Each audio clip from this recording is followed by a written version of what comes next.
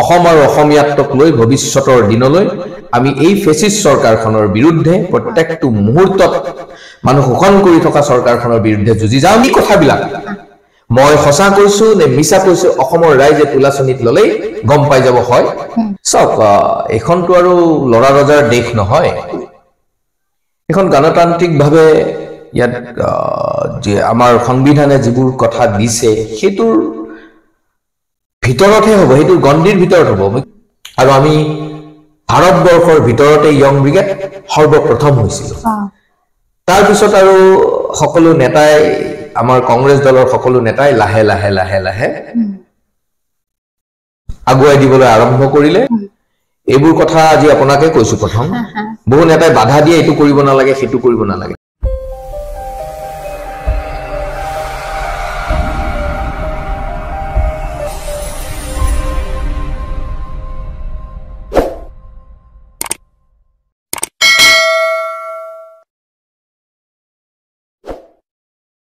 নমস্কাৰ, মই কামৰু নাহাৰ আপোনালোক আটাইলে পুনৰবাৰ নাহৰ কণ্ঠলৈ স্বাগতম জনাইছো। আজি মোৰ লগত উপস্থিত আছে কংগ্ৰেছ দলৰ নেতা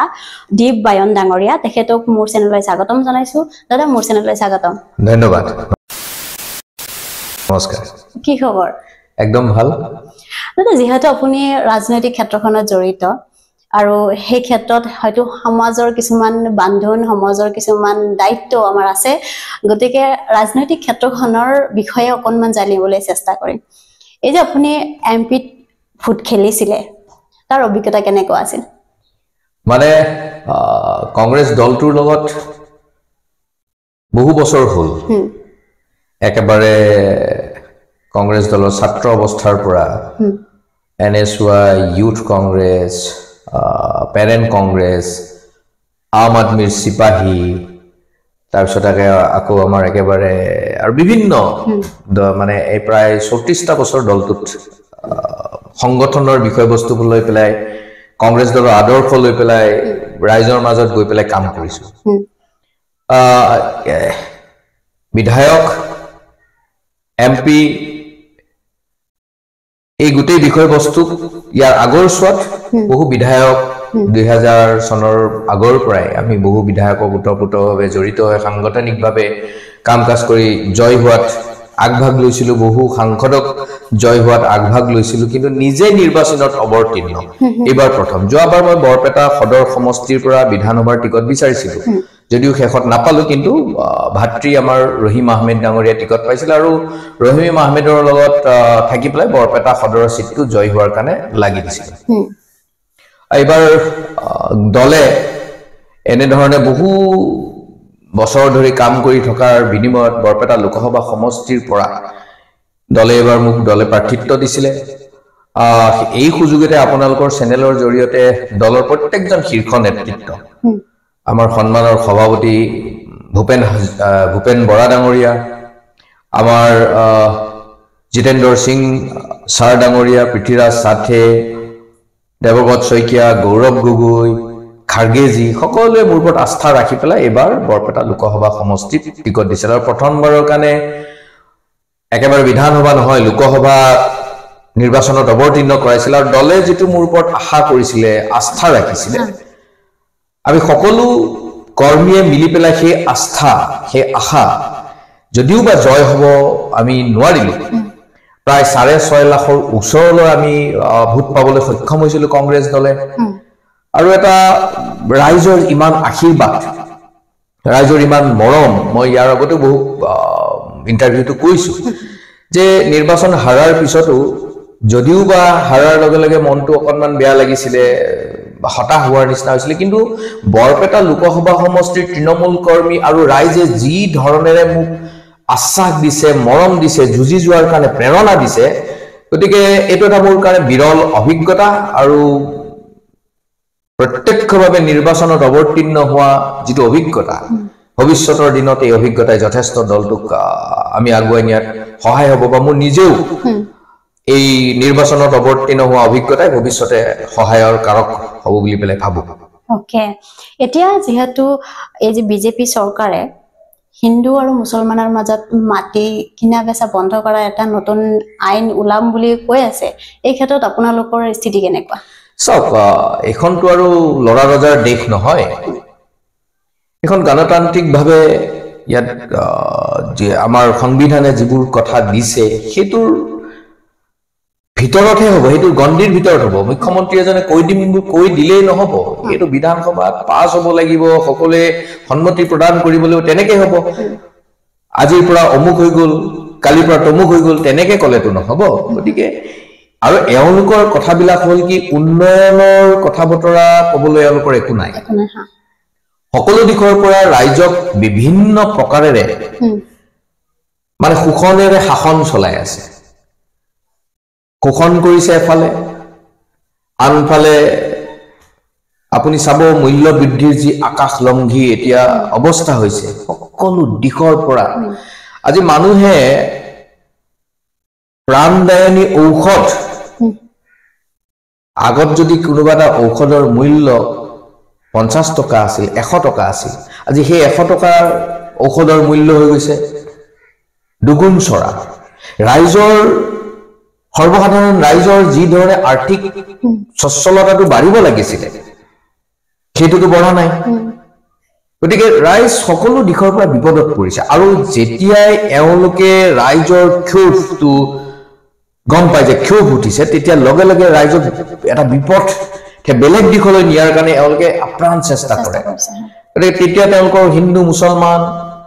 শ্মশান কবৰস্থান এনেকুৱা ধৰণৰ কথাবিলাক আহি যায় কিন্তু তেওঁলোকে পাহৰি গৈছে অসমখন যিদৰে ভাৰতবৰ্ষ অনৈক্যৰ মাজত ঐক্য বিৰাজ কৰা ভাৰতবৰ্ষ ঠিক ধৰণে আমাৰ অসম মাতৃভূমি আমাৰ আই মাতৃভূমি অসম ভূমিখন এই অসম মুলুকো অনৈক্যৰ মাজত ঐক্য বিৰাজ কৰা অসম এইখন অসম আমি শংকৰ মাধৱ আৰু শংকৰ আজানৰ অসম বুলি পেলাই সৰুৰ পৰা পঢ়ি শুনি ডাঙৰ দীঘল হৈছো জ্যোতি বিষ্ণুৰ অসম বুলি পঢ়ি শুনি ডাঙৰ দীঘল হৈছো ইয়াত বহুত জাতি উপজাতিৰে পৰিবেষ্টিত বহু ভাষা ভাষীৰ লোক ইয়াত থাকে সকলোৱে মিলি পেলাই এইখন আমাৰ অসম গতিকে এই অসমখনক কোনোবাই খানবান কৰিব খুজিব এইটো ৰাইজেও হ'ব নিদিয়ে কেতিয়াবা কেতিয়াবা হৈ যায় এতিয়া আপুনি চাব এই দুদিনমান আগত মুখ্যমন্ত্ৰীৰ চকীৰ পৰা থাকি অসমৰ মানুহক প্ৰতিনিধিত্ব কৰা মুখ্যমন্ত্ৰীজনে তেওঁ আমাৰ সকলোৰে বিপৰীত দলৰ হ'ব পাৰে কিন্তু তেখেত আমাৰ সকলোৰে অসমৰ মুখ্যমন্ত্ৰী যে অসমৰ মুখ্যমন্ত্ৰীয়ে অসমৰ মানুহৰ মুখ্যমন্ত্ৰীক প্ৰতিনিধি যিখন চকীক প্ৰতিনিধিত্ব কৰি আছে তাৰ পৰা তৰল কথা কোৱা আজিকালি আমি দেখিবলৈ পাইছো আপুনি সিদিনাখন চাওক আজি কেইদিনমান আগত গুৱাহাটী কৃত্ৰিম বানত যেতিয়া সকলো দিশে মানুহ ওলাব নোৱাৰা অৱস্থাত তেতিয়া তেখেতে আকৌ এটা নতুনকৈ এটা মানে মানুহে হাঁহিবই নে কান্দিবই মানুহ এনেকুৱা হৈছে এতিয়া তেওঁ USTMৰ মালিকৰ কৈছে এতিয়া ফ্লাড জেহাদ আৰে কেনেকুৱা ধৰণৰ কথাবোৰ ক'ব ধৰিছো ফ্লাড আৰু জেহাদ মানে যি মন গৈছে তাকে কৈছে মই মুখ্যমন্ত্ৰী ডাঙৰীয়াক আপোনালোকৰ জৰিয়তে আপোনালোকে কওকচোন বাৰু শিলখাকুত যেতিয়া উচ্ছেদ কৰিছিলে যেতিয়া তাত সৰু সৰু কণ ল'ৰা ছোৱালী ঘৰটো ৰাতিটোৰ ভিতৰতে বুলডোজাৰে ভাঙি দিছিলে তাতনো মুছলমান মানুহৰ ঘৰ নাছিলে তাত খিলঞ্জীয়া অসমীয়া মানুহৰ ঘৰ আছিলে আৰু তাত কি আছিলে তাত চৰকাৰৰ পৰা আবেদন কৰি পোৱা বিভিন্ন মাটিৰ বিভিন্ন ধৰণে কাৰেণ্টৰ বিল এইবিলাকৰ বিনিময়ত গোটেই তাত মানুহ ভৰ্তি হৈ আছিল মানুহ আছিল অসমীয়া মানুহ কিন্তু আমাৰ গুৱাহাটীৰ মানুহ অসমৰ মানুহক কি ক'লে যে গুৱাহাটীৰ কৃত্ৰিম বান গুৱাহাটীত হৈ থকা কৃত্ৰিম বান শেষ কৰি দিব নোহোৱা কৰি দিব তাৰ কাৰণে সেই খিলঞ্জীয়াসকলৰ বসবাস উচ্ছেদ কৰি দিছিল আজি মই প্ৰশ্ন কৰিব খুজিছো ক'ত গ'ল সেই খিলঞ্জীয়াসকলক উচ্ছেদ কৰি তাত যে পানীখিনি গুৱাহাটীৰ কৃত্ৰিম বানৰ পানী তালৈকে ডাইভাৰ্ট কৰি নিয়াৰ কথা আছিলে নে তাত সেই ডাইভাৰ্টেশ্যনৰ কিবা কাম হ'ল নে গুৱাহাটীৰ কৃত্ৰিম বান কমিলে গতিকে এইবোৰ কথা ৰাইজে সজাগ হৈছে সচেতন হৈছে গতিকে এওঁলোকে এনেকুৱা ধৰণৰ ফ্লাড জেহাদ কিবা কিবি তুলুঙা কথা মই মুখ জুকাই নলব মানে এনেকুৱা ধৰণৰ তৰল কথা গতিকে ৰাইজে এই তৰল কথাবিলাক শুনিব নিবিচাৰে আমি কংগ্ৰেছ দলৰ সৈনিকে অতীজৰে পৰা গোপীনাথ বৰদলৈৰ দিনৰ পৰা তৰুণ গগৈ ছাৰৰ দিনলৈকে আৰু আমিবিলাকে অসম আৰু অসমীয়াত্বক লৈ ভৱিষ্যতৰ দিনলৈ আমি এই ফেচিষ্ট চৰকাৰখনৰ বিৰুদ্ধে প্ৰত্যেকটো মুহূৰ্তত মানুহ শোষণ কৰি থকা চৰকাৰখনৰ বিৰুদ্ধে যুঁজি যাম আৰু ৰাইজক সজাগ সচেতন কৰি যাম। ওকে, এই ক্ষেত্ৰত আপুনি যিহেতু মূল্যবৃদ্ধিৰ কথা কৈছে, তথাপি মোৰ যিহেতু এটা পোনপটীয়া কুৱেশ্যন থাকিব আপোনালৈ যে মেডিকেলৰ ক্ষেত্ৰত মেডিচিন আৰু মেডিকেলৰ যিটো ৰেজিষ্ট্ৰেশ্যন কৰিব লাগে, ৰেজিষ্ট্ৰেশ্যন ফিজ দুগুণে হৈ গৈছে। এই ক্ষেত্ৰত আপোনালোকে কি কি পদক্ষেপ হাতত লৈছে আৰু ইন ফিউচাৰ কি কৰিব? আমি আৰম্ভণিৰ পৰা এই চৰকাৰখনৰ বিভিন্ন পদক্ষেপ, ভুল পদক্ষেপ, ৰাইজৰ কাৰণে লৈ থকা ভুল পদক্ষেপবিলাক আমি প্ৰত্যেকটো মুহূৰ্তত উদঙাই গৈছো। আমি যুঁজিছো, কংগ্ৰেছ দলে মূল্য বৃদ্ধিৰ কাৰণে যুঁজিছো, বিভিন্ন ক্ষেত্ৰত এনেকুৱা ধৰণৰ কথা বতৰাৰ কাৰণে যুঁজিছো। অহা দিনতো এনেকুৱা ধৰণৰ কথা, কিন্তু ৰাইজে বুজি পাব লাগিব। আমি বুজাব চেষ্টা কৰিছো, ৰাইজে বুজি পাব লাগিব। এই চৰকাৰখনক উৎখাত কৰিব হলে নিজৰ কথাবিলাক ভোটলৈ ৰূপান্তৰিত কৰিব লাগিব। নহলে আপুনি মই কংগ্ৰেছ দলে যিমানেই আমি আন্দোলন নকৰো কিয়, যিমানে ৰাইজৰ কাৰণে আন্দোলন নকৰো কিয়, যদি আমি এই চৰকাৰখনক উফৰাই নতুন চৰকাৰ আনিব লগা হয়, ৰাইজৰ সকাহ আনিব লগীয়া হয়, তেতিয়াহলে ভোটলৈ এই ক্ষোভটো পৰিৱৰ্তন কৰিব পাৰিব লাগিব। আমি আন্দোলন কৰি থাকিম, যদি ৰাইজে কথাখিনি ঠিকভাৱে নলয়, সঠিকভাৱে নলয়, ভোটটোলৈ পৰিৱৰ্তন নকৰে, তেতিয়াহলে কেনেকৈ হ'ব? প্ৰতিজন অসমীয়া নাগৰিক, প্ৰত্যেকজন জনসাধাৰণৰ কিন্তু মনোকষ্ট হৈ আছে এইখন চৰকাৰৰ দিনত। গতিকে আমাৰ আপুনি যি ধৰণে কৈছে মূল্য বৃদ্ধি হওক, মেডিকেলৰ মানে বিভিন্ন কথা বতৰাবিলাক দুগুণকৈ দাম বঢ়াই দিছে, ঔষধৰ দাম বাঢ়িছে, গতিকে এইবিলাক ক্ষেত্ৰত আমি মাত মাতি যাম আৰু ৰাইজক সজাগ কৰাৰ কাৰণে যিমান দূৰ কৰিব লাগে আমি একেবাৰে তৃণমূল স্তৰলৈ আমি এই কথাবিলাক লৈ যাম। এই ক্ষেত্ৰত মই আপোনাক যদি সোধো যে আপুনি যিহেতু ৰাজনৈতিক ক্ষেত্ৰখনত বহুত দীৰ্ঘ বছৰৰ পৰা আছে, আপুনি ৰাজনৈতিক নেতা হিচাপে কাক বেছি মানে কাৰ পৰা ইনস্পিৰেশ্যন পায়? মানে আপুনি ভাৰতবৰ্ষৰ প্ৰেক্ষাপটৰ কথা কৈছে নে অসমৰ প্ৰেক্ষাপট? ভাৰতবৰ্ষৰ প্ৰেক্ষাপটত আমি যেতিয়া কংগ্ৰেছ দলত আহিছিলো, তেতিয়া নিশ্চয়কৈ আমি মহাত্মা গান্ধীৰ দৰ্শন, মহাত্মা গান্ধীৰ আদৰ্শৰ প্ৰতি অনুপ্ৰাণিত হয়। আৰু কংগ্ৰেছ দলৰ আদৰ্শটো যে ভাৰতবৰ্ষৰ সকলো মানুহক লৈ পেলাই আগুৱাই নিয়াৰ কাৰণে চিন্তা চৰ্চা কৰা আদৰ্শ, সেইমতে আমি দলত আহিছিলো। গতিকে প্ৰথম দৰ্শন হিচাপত আমি মহাত্মা গান্ধী ডাঙৰীয়াক অনুসৰণ কৰিছিলো। আৰু আজিৰ প্ৰজন্মত আমি এনেধৰণে যুঁজি আজি আমাৰ ৰাহুল গান্ধী ডাঙৰীয়া আমাৰ অনুপ্ৰেৰণাৰ স্থল, যুৱ প্ৰজন্মৰ অনুপ্ৰেৰণাৰ স্থল ৰাহুল গান্ধী ডাঙৰীয়া। যে ভয় কৰিব নালাগে, আমাৰ সন্মুখত যিমানে বাধাৰ প্ৰাচীৰ নাহক কিয়, যিমানে আমাক ব্যতিব্যস্ত কৰি ভয় ভীতি শংকাৰে ৰাজনীতি কৰিব নোখোজক কিয়, ৰাহুল গান্ধী ডাঙৰীয়া এটা বস্তু নেতৃত্ব দি শিকাই দিছে যে ৰাইজৰ কাৰণে সকলো এই বাধাৰ প্ৰাচীৰ পাৰ হৈ ৰাইজৰ কাৰণে যুঁজিব লাগিব। গতিকে ভাৰতৰ প্ৰেক্ষাপটত নিশ্চয়কৈ ৰাহুল গান্ধী ডাঙৰীয়া। ওকে, এই ক্ষেত্ৰত আপুনি যিহেতু 34 বছৰ হৈছে আপোনাৰ ৰাজনৈতিক জীৱন, গতিকে এই 34 বছৰ যে আপুনি ৰাজনীতি কৰি আছিলে, তাত বিভিন্ন ধৰণৰ খোলা বোমা থাকিছে, তাৰ কিছুমান স্মৃতি যদি আপোনাৰ আছে আমাৰ লগত শ্বেয়াৰ কৰিব লাগে। মানে খোলা বোমাটো থাকক, এখন ৰাজনীতি, ৰাজনৈতিক পথাৰ, ৰেড কাৰ্পেট, গতিকে ইয়াত নিশ্চয়কৈ থাকিব। আপুনি বহুত এনেকুৱা থাকিব, আপুনি আগুৱাই গলে আপোনাক টানিবৰ কাৰণে চেষ্টা কৰিব, আপোনাক হলঠেকত পেলাবলৈ চেষ্টা কৰিব, এনেকুৱা কথাবিলাক থাকিব। যুৱ কংগ্ৰেছ প্ৰেচিডেণ্ট যেতিয়া গুৱাহাটী জিলাৰ আছিলো, তাৰ পিছৰ পৰ্যায়ত দীপবায়ন বুলি পেলাই কংগ্ৰেছ দলত 2007 পিছত নিজক প্ৰতিষ্ঠিত কৰিবৰ কাৰণে যে ময়ো নেতৃত্ব দিব পাৰো, অসম কংগ্ৰেছক নেতৃত্ব দিব পাৰো, এইখিনিত অলপ দলৰ ভিতৰত মোৰ অলপ সময় লাগিছিলে। কেতিয়াবা এনেকুৱাও হৈছিলে যে মোৰ সমিতিত থকা জইণ্ট ছেক্ৰেটাৰী যিসকলে ভাবিছিলো তেওঁলোক জইণ্ট ছেক্ৰেটাৰী, এনেকুৱাও হৈছিলে যে PCC কমিটিত ভুৱনেশ্বৰ কলিতা ছাৰৰ লগত তেতিয়া আমাৰ হিমন্ত বিশ্ব শৰ্মা ডাঙৰীয়া তেতিয়া আমাৰ কংগ্ৰেছ দলত আৰু আমাৰ বৰ্তমানৰ সাংসদ সন্মানৰ ৰকিবুল হুছেইন ডাঙৰীয়া সভাপতি পাতিবৰ কাৰণে ডক্টৰ ভূমিধৰ বৰ্মন ছাৰক ইয়াক কৈছিল আৰু আমি সকলো তেতিয়া ভূমিধৰ বৰ্মন ছাৰৰ লগত সকলো আছিল কিন্তু ভুৱনেশ্বৰ কলিতাৰ লগত আমি কেইজনমান একা শক্তিয়ে থিয় দিছিলোঁ আৰু ইচ্ছা আছিলে যুৱ কংগ্ৰেছ কৰিলোঁ NSY কৰিলোঁ গুৱাহাটী জিলা কংগ্ৰেছ কৰিলোঁ ইচ্ছা আছিলে সকলোৰে ইচ্ছা থাকে যে অসম কংগ্ৰেছত সেক্ৰেটাৰী সম্পাদক হিচাপে কাম কৰাৰ কাৰণে অসমৰ ক্ষেত্ৰত আৰু দুৰ্ভাগ্যবশতঃ ভুৱনেশ্বৰ কলিতা ছাৰ সভাপতি হ'ল আমি মোৰ কলো অলপ আগতে বহু জুনিয়ৰ আমাতকৈ তাত স্থান পালে কিন্তু মই স্থান নাপালো কিয় স্থান নাপালো এতিয়া সেই সময়ত এজন কংগ্ৰেছ নেতাৰ লগত মোৰ সম্পৰ্ক ভাল আছিল আৰু ঘৰুৱা সম্পৰ্ক প্ৰাক্তন সাংসদ প্ৰাক্তন যুৱ কংগ্ৰেছৰ সভাপতি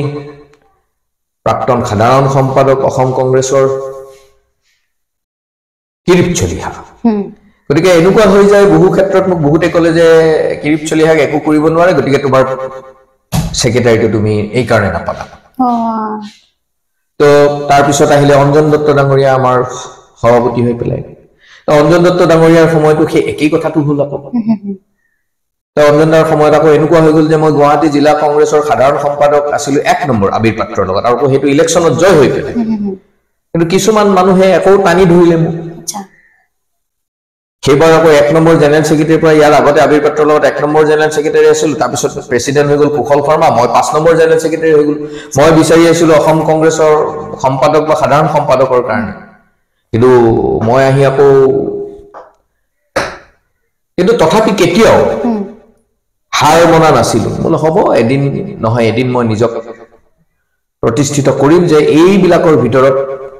ময়ো এজন বা মই এওঁলোকতকৈ অলপ ভালদৰে সংগঠন কৰিব পাৰোঁ দলৰ হৈ পেলাই তাৰপিছত হ'ল আপোনাৰ আহি গ'লে আমাৰ সভাপতি তেতিয়া তাৰপিছত আহিলে ৰিপুন বৰা ডাঙৰীয়া মই ভাবিছিলোঁ এইবাৰো অন্ততঃ মই আমাৰ আমি স্থান পাম কিন্তু দুৰ্ভাগ্যবশতঃ ৰিপুন বৰাৰ কমিটিটো মই স্থান নাপালোঁ তো মোৰ অলপ জেদ ভাৱ হ'ল তেতিয়া মই অসম কংগ্ৰেছ সেৱা দলৰ তেতিয়া আমাৰ চন্দন বৰুৱাদেৱ আৰু অল ইণ্ডিয়া কংগ্ৰেছ নিখিল ভাৰত কংগ্ৰেছ সেৱা দলৰ সভাপতি লালজী দেশাই বৰ্তমানৰ আমাৰ সন্মানৰ আমাৰ মণিপুৰত এটা ট্ৰেইনিং সেশন হৈছিল নৰ্থ ইষ্ট জোনৰ মই তালৈ গৈছিলোঁ আমাৰ 7 দিনীয়া ট্ৰেইনিং হৈছিল তাত আৰু মই তালৈ গৈছিলোঁ তালৈ যাওঁতে তাতে মানে আমাৰ নিখিল ভাৰত কংগ্ৰেছৰ সেৱা দলৰ সভাপতি লালজী দেশাই ছাৰৰ লগত আমাৰ যথেষ্ট কথোপকথন হ'ল আৰু তাত বহু কথা হ'ল হওঁতে মোক তেখেতে ক'লে যে তুমি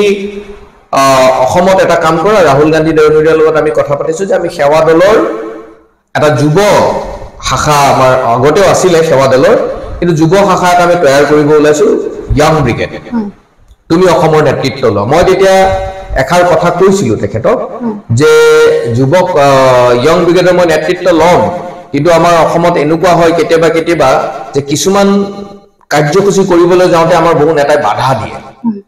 এইবোৰ কথা আজি আপোনাকে কৈছোঁ প্ৰথম বহু নেতাই বাধা দিয়ে এইটো কৰিব নালাগে সেইটো কৰিব নালাগে তেতিয়া মোক অল ইণ্ডিয়া কংগ্ৰেছৰ সভাপতিয়ে কৈছিলে যে দলৰ গণ্ডিৰ ভিতৰত দলক ক্ষতি নকৰাকৈ কংগ্ৰেছ দলৰ আদৰ্শ ক্ষতি নোহোৱাকৈ যিকোনো ধৰণৰ কাৰ্যসূচী তুমি কৰা আমি অল ইণ্ডিয়া কংগ্ৰেছৰ সহায় কৰিম আচৰিত হ'ব তেতিয়া তই মই মোৰ লগৰ বহু তেতিয়া ৰিপুন বৰা ছাৰৰ লগত সাধাৰণ সম্পাদক হৈছে আৰু মই মানে তেতিয়া অসমত য়ং ব্ৰিগেড বুলি ক'লে গোটেই ভাৰতবৰ্ষতে য়ং ব্ৰিগেড বুলি ক'লে এইটো কি নতুন শাখা কোনো নাজানে আৰু মই অকলে তেতিয়া দিল্লীৰ প্ৰথমজন দিল্লীত ৰাহুল গান্ধীৰ ঘৰত আমাক লালজী দেশাই ছাৰে প্ৰথমখন অসমৰ মোক দিলে য়ং ব্ৰিগেডৰ সভাপতি হিচাপে অকলশৰীয়া মই য়ং ব্ৰিগেডৰ সভাপতি মোৰ না জিলা সভাপতি আছে 33খন জিলা নে মোৰ ষ্টেট বডি আছে একো নাই কিন্তু চ্যালেঞ্জ হিচাপে লৈ 3 মাহৰ ভিতৰত গোটেই অসমত আমি পুৰণি সকলো সতীৰ্থই মিলি য়ং ব্ৰিগেডে এনেকুৱা এটা ৰূপ ল'লো যে সেই সময়ত সকলোৱে ক'বলৈ বাধ্য হৈ গ'ল সেই সময়ত ইউথ কংগ্ৰেছ NSY মহিলা কংগ্ৰেছ সেৱা দল এইবিলাকৰ ওপৰত ৰিপুন বৰা ডাঙৰীয়াৰ মানে হাত এখন হাত যেনে কান্ধ এখনত দিব পাৰে তাৰে একদম তাৰ ইয়ং ব্ৰিগেড গৈ পেলাই সেইটো স্থিতিত থিয় হ'ল আৰু আমি ভাৰতবৰ্ষৰ ভিতৰতে ইয়ং ব্ৰিগেড সৰ্বপ্ৰথম হৈছিল তাৰ পিছত আৰু সকলো নেতাই আমাৰ কংগ্ৰেছ দলৰ সকলো নেতাই লাহে লাহে লাহে লাহে আগুৱাই দিবলৈ আৰম্ভ কৰিলে তাৰ পিছত মই সেৱা দলৰ সভাপতি হলো আৰু এইবাৰ দলে মোক লোকসভাৰ টিকটো দিলে গতিকে আপুনি যেহেতু সুধিলে এই তিতামিতা কথাৰ মাজত ৰাজনীতি কৰিলে কি হয় অলপ ধৈৰ্যও লাগিব ৰাজনীতিত মই ডাঙৰ কংগ্ৰেছ দলতকৈ ময়ে ডাঙৰ এনেকুৱা কথা হলে নহব ধৈৰ্য ধৰিব লাগিব সততাৰে কাম কৰিব লাগিব সততাৰে কাম কৰিলে নিশ্চয়কৈ ভগৱান ওপৰৱালাই আশীৰ্বাদো কৰে আৰু দলৰ নেতৃত্বও কংগ্ৰেছ দলতো এনেকুৱা এবাৰ বহু এইখিনিতে আপোনাক আৰু এটা কওঁ এবাৰ অসমৰ বহু কংগ্ৰেছ কৰ্মীয়ে মই যেতিয়া টিকট পাইছো বহু কংগ্ৰেছ কৰ্মীয়ে সকাহ পাইছে কি কৈছে জানে কৈছে যে দাদা আপোনাৰ নিচিনা মানুহে যেতিয়া এবাৰ টিকট পাইছে তেনেহলে আমি অহা দিনত আমিও কংগ্ৰেছ দলত কৰি লাভ আছে যে আমিও টিকট পাম বিভিন্নজনে বিভিন্ন স্তৰত পঞ্চায়তে হওক আপুনি বিধানসভাই হওক বা এনেকুৱা ধৰণৰ কথাবিলাক সকলোৱে কিছু আশা কৰি পেলাই ৰাজনীতি কৰি থাকে আৰু মই এইবাৰ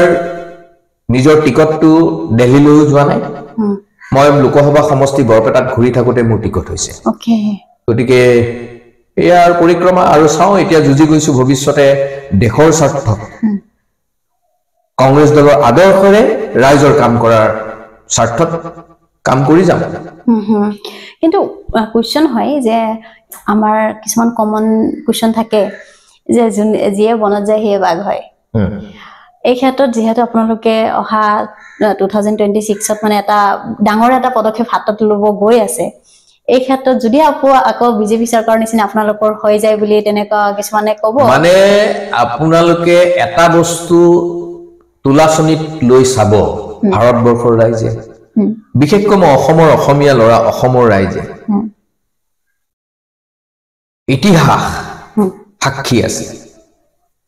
গোপীনাথ বৰদলৈ দিনৰ পৰা তৰুণ গগৈ ছাৰলৈ দিনলৈকে যদি কংগ্ৰেছ দলৰ শাসন চাই ৰাইজৰ ভালৰ কাৰণে শাসন কৰিছে ৰাইজক শোষণ কৰি শাসনত কেতিয়াও চিন্তা চৰ্চা কৰা নাই তৰুণ গগৈ ছাৰৰ সময়ছোৱাই চাওকচোন আপুনি তাৰ আগতে আমিতো অসম আন্দোলনৰ নেতাবিলাকক গোটেই একেবাৰে আবেগেৰে অসমীয়াত্বৰ আবেগেৰে আমি উদ্বাউল হৈ পেলাই অসম গণ পৰিষদ দল অসমৰ প্ৰত্যেকজন জনসাধাৰণে আগুৱাই দিছিল আৰু তেওঁলোকে কি কৈছিল তেতিয়া অসম চুক্তি এখন হৈছিল অসম চুক্তিখন অসমীয়া মানুহৰ আত্মা আছিল এই অসম চুক্তিক তেওঁলোকেতো পিছমুখ দি অসমতো বিভিন্ন ধৰণৰ অসমীয়া মানুহকে অত্যাচাৰ কৰিছিল গুপ্ত হত্যা আজিও অসমৰ ৰাজ্যে পাহৰা নাই সেই সময়ত চৰকাৰী চাকৰিয়ালসকলে দৰমহা নাপায় আত্মহত্যা এই কথা এতিয়াও অসমৰ ৰাইজে পাহৰা নাই গোটেই ব্যৱসায়ী অসমত পলাই পত্ৰং দিছিলে এতিয়াও অসমৰ ৰাইজে পাহৰা নাই গতিকে সেই সময়ত আমি যি ধৰণে কমিটমেণ্ট কৰো আজি আপুনি চাব আপুনি কৈছে আমাৰ ৰাহুল গান্ধী ডাঙৰীয়াই যিবিলাক ৰাজ্যত যি ধৰণেৰে কথা কৈছে আমি সেই ধৰণে কাম কৰিছো আমি নিৰ্বাচনৰ আগত এটা কথা প্ৰতিশ্ৰুতি ৰাইজক ভুৱা প্ৰতিশ্ৰুতি আৰু নিৰ্বাচনৰ পিছত ৰাম ঠগন দিয়া কাম কংগ্ৰেছ দলে নকৰে আপুনি চাব ইয়াৰ আমাৰ যিবিলাক ৰাজ্যত জিকিছে ৰাহুল গান্ধী ডাঙৰীয়াই যি ধৰণে কথা কৈছে আমি সেই ধৰণে ৰাইজক পূৰণ কৰি গৈছো আমি কেতিয়াও কংগ্ৰেছ দলে এনেকুৱা কথা কোৱা নাই যে আমি 15 লাখ টকা দিম আৰু 15 লাখ টকা দিব নোৱাৰি পিছত কম যে আমি ইলেকশ্যনৰ সময়ত জুমলাহে কৈছিলো গতিকে আমি জুমলা দলৰ নহয় আমি মানুহৰ লগত থাকি একাত্মভাৱে মানুহক সহায় কৰাৰ দলহে কংগ্ৰেছ দল গতিকে কংগ্ৰেছ দল এই হঠাৎ উটি বাঢ়ি আহি হিন্দু মুছলমান 16 মেত বাংলাদেশী কালি টোপোলা লৈ পলাই যোৱা পত্ৰং হোৱা এই এনেকুৱা ধৰণৰ কিছুমান তৰল কথা কোৱা দলৰ আমি সৈনিক নহয় বা কংগ্ৰেছ দল নহয় কংগ্ৰেছ দল ৰাইজক যি প্ৰতিশ্ৰুতি কৰে তাতকৈ দুগুণ বেছি কৰিবৰ কাৰণে চেষ্টা কৰে আৰু সেই কাৰণে আমি কংগ্ৰেছী আৰু সেই কাৰণে আমি গৌৰৱ কৰো আৰু এই কথাবিলাক মই সঁচা কৈছো নে মিছা কৈছো অসমৰ ৰাইজে তুলাচনীত ললেই গম পাই যাব হয় কংগ্ৰেছৰ দিনৰ অসমৰ অন্তত তৰুণ গগৈ ছাৰৰ সময়ছোৱাৰ কালছোৱা আৰু এতিয়াৰ কালচোৱা চালে মানুহে গম পাব যে হয় আৰু আমি কোন সময়ত চৰকাৰ লৈছিল যেটো সময়ত দেউলিয়া আমি এটা অৱস্থালৈ লৈ গলো আকৌ এখন চৰকাৰে প্ৰতিটো দিনে ধাৰ এই ধাৰ মাৰিব কোনে এই বিষয়টো কোনো চিন্তা চৰ্চা কৰা নাই অসমৰ মুখ্যমন্ত্ৰী ডাঙৰে হুৰা ধাৰ লৈছে দুখন ব্ৰিজ বনালে অসমৰ উন্নয়ন হোৱা বুলি ক'ব নোৱাৰে আৰু অসম কংগ্ৰেছ বা কংগ্ৰেছ দলে তেনে ধৰণে কেতিয়াও কাম নকৰে ৰাইজৰ সকাহৰ স্বাৰ্থতে আমি কাম কৰো এই ক্ষেত্ৰত আপুনি যেহেতু এবাৰ কপালত আছিলে হয়তো কপালৰ লিখন নহয় খণ্ডন গতিকে ফিউচাৰ প্লেনিংটো আপোনাৰ কেনেকুৱা ধৰণৰ যদিও বা সাকসেস হ'ব নোৱাৰি কিন্তু ইমান সংখ্যক ৰাইজে বহুতে হয়ও কথাটো যে মোক অসম কংগ্ৰেছৰ তৃণমূল পৰ্যায়ৰ অসম ৰাজ্যৰ বা দিল্লীৰ নেতৃত্বৰ প্ৰত্যেকজন কৰ্মী অসমৰ চিনি পায় বা দিল্লীৰ কিছু নেতাই চিনি পায় দীপবায়ক অসমৰ হততে টিভি মিডিয়া তৰল মন্তব্য দি হঠাৎ টিআৰপি লোৱাৰ চেষ্টা কৰাৰ কাৰণে কেতিয়াও চেষ্টা কৰি পেলাই হিৰো হোৱাৰ চেষ্টা কৰি বা জনপ্ৰিয় নাছিলো আমি কাম কৰিছিলো আৰু সেই কাৰণে হয়তো বহু ৰাইজে মোক চিনি নাপাইছিল গতিকে চিনি নোপোৱা ব্যক্তি এজনক আকৌ কৈছো চিনি নোপোৱা ব্যক্তি এজনক ৰাইজে এবাৰ ইমানখিনি মৰম দিছে সেইটো মোৰ আশীৰ্বাদ আৰু সেই আশীৰ্বাদ শিৰত লৈ ভৱিষ্যতৰ দিনত ৰাইজৰ লগত থাকি ৰাইজৰ হকাহৰ অৰ্থে শংকৰ মাধৱ শংকৰ আজানৰ দেশৰ স্বাৰ্থ জ্যোতি বিষ্ণুৰ লগতে আমাৰ ইয়াতে যিমান জাতি উপজাতি আছে সকলোকে একাত্মভাৱে আগুৱাই লৈ যোৱাৰ স্বাৰ্থত আমি কাম কৰিম আৰু 26 লৈ নিশ্চয় কিবা চিন্তা চৰ্চা কৰিম তো আপোনাৰ যেহেতু কৰ্মজীৱন ইমানখিনি আগবাঢ়ি গৈছে আৰু বহুত বছৰৰ পৰা আপুনি কষ্ট কৰি আছে তাৰে মানে সদায় শুভকামনা থাকিল ভালকে কাম কৰি যাওক আৰু ৰাইজৰ মাজত সোমাই যাওক ধুনীয়াকে ৰাইজে আপোনাক মৰম কৰক চেনেহ দিয়ক আৰু আপুনি ইমান সময় যে দিছে তাৰ কাৰণে অশেষ ধন্যবাদ আৰু আপুনিও যদি মোৰ চেনেলত নতুন হয় তেতিয়াহলে সাবস্ক্ৰাইব কৰিব আৰু দাদাৰ লগত সদায় দাদাক সাপোৰ্ট কৰিব লগতে আমাকো সাপোৰ্ট কৰিব আকৌ লগ পাম মোৰ পৰৱৰ্তী ভিডিঅ'ত আজিলৈ বিদায়